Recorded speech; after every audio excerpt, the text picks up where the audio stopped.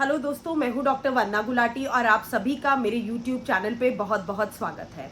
दोस्तों, आज इस वीडियो में हम डिटेल में बात करेंगे महिलाओं की बच्चेदानी में यानी कि यूट्रस में होने वाली गांठों के बारे में। दोस्तों, इन्हें फाइब्रॉइड्स कहा जाता है, लियोमायोमास कहा जाता है या मायोमास भी कहा जाता है। दोस्तों, ये किसी भी महिला में देखे जा सकते हैं और इन्हें किसी भी महिला के रिप्रोडक्टिव एज ग्रुप में देखा जाता है। रिप्रोडक्टिव एज ग्रुप का मतलब है कि जब महिलाओं के पीरियड्स शुरू हो जाते हैं यानी कि माहवारी शुरू हो जाती है से लेकर जब तक महिलाओं के पीरियड्स बंद नहीं होते यानी कि एक महिला को मीनोपॉज अटेन नहीं होता, तब तक ये किसी भी एज में किसी भी महिला में देखे जा सकते हैं। दोस्तों, जैसे ही ट्यूमर की बात होती है, हमारे दिल में और दिमाग में कैंसर का डर सबसे पहले आ जाता है। तो दोस्तों, मैं इस वीडियो के माध्यम से ये भी बताना चाहूँगी कि फाइब्रॉइड्स कभी भी कैंसरस नहीं होते और ये किसी भी तरह का यूट्रस के कैंसर का रिस्क नहीं बढ़ाते। दोस्तों, ये बहुत अलग अलग साइज के होते हैं। कुछ महिलाओं में ये बहुत छोटे होते हैं, जैसे कि तरबूज के बीज के जितने छोटे, और कुछ महिलाओं में ये इतने बड़े होते हैं जैसे कि मानो एक ग्रेप फ्रूट। तो इनका साइज 1 मिलीमीटर से लेके 20 सेंटीमीटर के बीच में कुछ भी हो सकता है। दोस्तों, कुछ ऐसे एक्सट्रीम केसेस भी हम लोगों ने देखे हैं जहां पर यूट्रस में फाइब्रॉइड का साइज इतना बड़ा हो जाता है कि वो महिला के पूरे पेल्विस और पेट को पूरा भर देता है और महिला को एक प्रेगनेंसी वाली लुक देने भी लग जाता है। दोस्तों, फाइब्रॉइड्स को डायग्नोस करना यानी कि फाइब्रॉइड्स को डायग्नोस कैसे करें, ये बहुत ही ज़्यादा आसान है। दोस्तों, अब बात करते हैं फाइब्रॉइड्स के डायग्नोसिस की, यानी कि किसी भी महिला को किस तरह से पता लगे कि उसके बच्चेदानी में गांठें हैं या नहीं।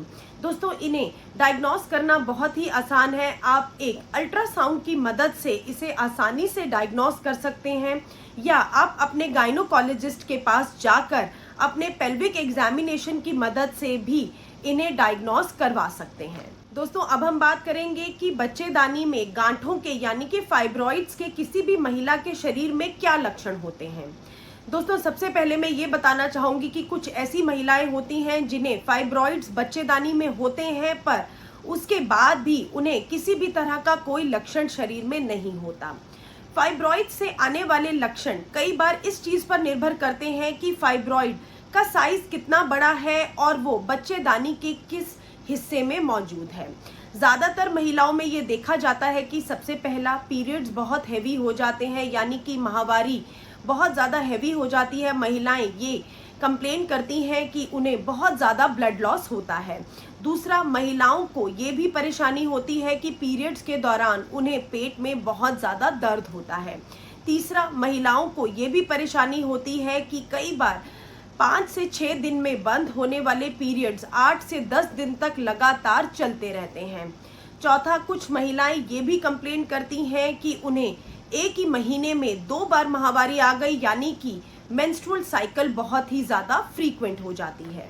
फाइब्रॉइड्स की वजह से कुछ महिलाओं को पेट के निचले हिस्से में, जिसे कि हम लोअर एब्डोमेन या पेल्विक एरिया भी कहते हैं, वहाँ एक अजीब तरह का तनाव, खिंचाव या एक दबाव, जिसे कि हम प्रेशर भी कहते हैं, वो लगातार महसूस होता है। कई बार महिलाओं को पेशाब बार बार करने की यानी कि फ्रीक्वेंट यूरिनेशन की परेशानी भी फाइब्रॉइड्स की वजह से शुरू हो जाती है।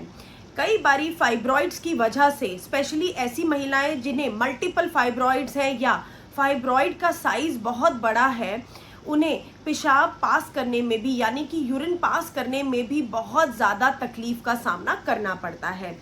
कुछ महिलाओं को फाइब्रॉइड्स की वजह से कब्ज़ की शिकायत भी हो जाती है, क्योंकि फाइब्रॉइड्स कई बार बहुत बड़ा होता है और कई बार बहुत सारे होते हैं। तो बहुत सी ऐसी महिलाएं हैं जिन्हें कमर के निचले हिस्से में बहुत ज़्यादा दर्द रहता है, जिसे कि हम लोअर बैक एक भी कहते हैं। और सबसे आखिरी सिम्टम जो कुछ महिलाओं को महसूस होता है फाइब्रॉइड्स की वजह से, वो है डिफ़िकल्टी इन इंटरकोर्स, यानी कि उन्हें संभोग करते समय बहुत ज़्यादा दर्द और तकलीफ का सामना करना पड़ता है। दोस्तों, अब हम बात करेंगे कि बच्चेदानी में ये गांठें होने का क्या कारण है। दोस्तों, बच्चेदानी में गांठें यानी कि फाइब्रॉइड्स होने का एग्जैक्ट कॉज अभी भी डिस्कवर नहीं हो पाया है, पर इसे महिलाओं में पाए जाने वाले दो हार्मोन्स ईस्ट्रोजन और प्रोजेस्टेरॉन के साथ लिंक किया जाता है। स्टडीज ये दिखाती हैं कि किसी भी महिला में फाइब्रॉइड सबसे ज़्यादा तब देखे जाते हैं जब हार्मोन्स का लेवल बहुत हाई होता है, यानी कि प्रेगनेंसी के दौरान। और स्टडीज ये भी दिखाती हैं कि किसी भी महिला में जब मीनोपॉज हो जाता है, यानी कि माहवारी आनी बंद हो जाती है, तो ये गांठें अपने आप ही श्रिंक कर जाती हैं। तो इसका मतलब यही हुआ दोस्तों कि इन्हें आप हार्मोनल इम्बैलेंसेस के साथ ही लिंक कर सकते हैं। दोस्तों, अब हम बात करते हैं रिस्क फैक्टर्स के बारे में, यानी कि ऐसी कौन सी महिलाएं हैं जिन्हें कि फाइब्रॉइड्स यानी कि बच्चेदानी में गांठें होने का सबसे ज़्यादा खतरा बना रहता है। दोस्तों, सबसे पहला है ओबेसिटी यानी कि मोटापा।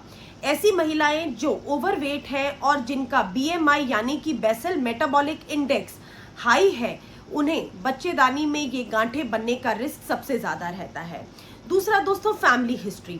अगर किसी भी महिला की माँ को या बहन को या मौसी को या नानी को ये फाइब्रॉइड्स की शिकायत थी, तो उनको भी फाइब्रॉइड्स बनने का खतरा लगातार बना रहता है।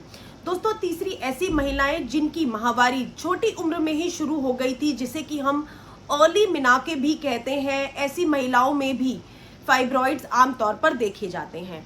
चौथा दोस्तों, ऐसी महिलाएं जिनका मीनोपॉज यानी कि माहवारी बंद होने का प्रोसेस लेट हो जाता है, जिसे कि हम लेट मीनोपॉज कहते हैं, ऐसी महिलाओं में भी बच्चेदानी में गांठें आमतौर पर देखी जाती हैं। दोस्तों, अब हम बात करते हैं कि फाइब्रॉइड्स कितने तरह के होते हैं। फाइब्रॉइड्स मेनली 4 तरह के होते हैं। सबसे पहला इंट्राम्यूरल फाइब्रॉइड, जो कि बच्चेदानी की मस्कुलर वॉल के अंदर ग्रो करते हैं और ये मस्कुलर वॉल में एम्बेडेड होते हैं।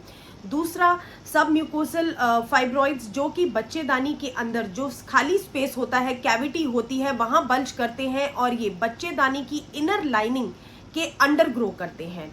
तीसरा सब सिरोसल, जो कि बच्चेदानी के बाहर बनते हैं, they grow on the outside of the uterus. और चौथा है पेडंकुलेटेड फाइब्रॉइड्स, जो कि बच्चेदानी से एक छोटी सी स्टॉक जैसे कि मशरूम होता है उस शेप के होते हैं और एक छोटी सी डंडी यानी कि स्टॉक के साथ बच्चेदानी के साथ कनेक्टेड होते हैं। दोस्तों, अब हम बात करते हैं कि अगर किसी महिला को बच्चेदानी में फाइब्रॉइड है यानी कि गांठ है, तो उसे कब डॉक्टर के पास जाने की ज़रूरत है, क्योंकि ऐसी भी बहुत सारी महिलाएं हैं जिन्हें कि गांठ होने के बावजूद भी शरीर में कोई लक्षण नहीं है। तो दोस्तों, अगर आपको पेट के निचले हिस्से में लगातार दर्द बना रहता है, यानी कि पेल्विक एरिया में पेन रहता है जो कि नहीं जाता, तो आपको डॉक्टर के पास जाने की ज़रूरत है। दूसरा, अगर आपको माहवारी में बहुत ज़्यादा ब्लीडिंग होती है, बहुत ज़्यादा ब्लड लॉस होता है, तो आपको डॉक्टर के पास जाना है। तीसरा, अगर आपको पीरियड्स के बीच में यानी कि 2 माहवारी की साइकिल्स के बीच में अगर आपको स्पॉटिंग होती है, तो आपको डॉक्टर के पास तुरंत जाके अपना चेकअप कराना है। चौथा, अगर किसी भी महिलाओं को फाइब्रॉइड्स हैं और उन्हें यूरिन पास करने में तकलीफ है, तो उन्हें डॉक्टर के पास जाना चाहिए। और आखिरी, अगर किसी भी महिला को इतनी ज़्यादा हैवी ब्लीडिंग होती है जिसकी वजह से वो एनीमिक हो चुकी हैं, उन्हें चक्कर आते हैं, उन्हें बहुत कमज़ोरी हो गई है, तो उन्हें तुरंत अपने चिकित्सक की सलाह लेनी चाहिए। दोस्तों, बात करते हैं कि फाइब्रॉइड्स की वजह से किसी भी महिला को अपने शरीर में क्या कॉम्प्लिकेशंस महसूस हो सकती हैं। दोस्तों, सबसे पहला कॉम्प्लिकेशन है कि किसी भी महिला को पेट के निचले हिस्से में यानी कि पेल्विक एरिया में एक ऐसा दर्द हो सकता है जो इतना ज़्यादा बढ़ जाए कि महिला घर पर उस दर्द को मैनेज ना कर पाए। दूसरा, अगर उन्हें बहुत ज़्यादा एक्सेसिव ब्लड लॉस होता है, तो ये एनीमिया का कारण बन जाता है और कई महिलाएं बहुत ज़्यादा कमज़ोरी महसूस करती हैं, उन्हें फेंटिंग स्पेल्स भी शुरू हो जाते हैं, यानी कि वो बेहोश भी होने लग जाती हैं। तो ये एक कॉम्प्लिकेशन है और इस कंडीशन में आपको तुरंत अपने चिकित्सक की सलाह लेनी चाहिए। तीसरा, अगर फाइब्रॉइड का साइज इतना बढ़ जाए कि आपके पेट के निचले हिस्से में या पेट में सूजन आ जाए, तो भी आपको तुरंत चिकित्सक के पास जाना है।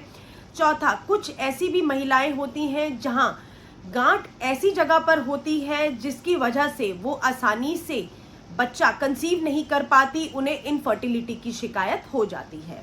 दोस्तों, आई होप आपके लिए ये वीडियो बहुत ही इन्फॉर्मेटिव और यूजफुल रहा होगा। Please don't forget to like, share and subscribe to my YouTube channel. दोस्तों, मैं अपने अगले वीडियोस में कुछ ऐसी होम रेमेडीज़ बताऊंगी जो कि फाइब्रॉइड से जूझ रही महिलाओं को ज़रूर यूज़ करनी चाहिए, और हम डिस्कस करेंगे कुछ बहुत ही इफ़ेक्टिव होम्योपैथिक मेडिसिन जो कि फाइब्रॉइड्स के केसेस में बहुत ही कारगर साबित होती हैं। Thank you so much everyone and stay safe.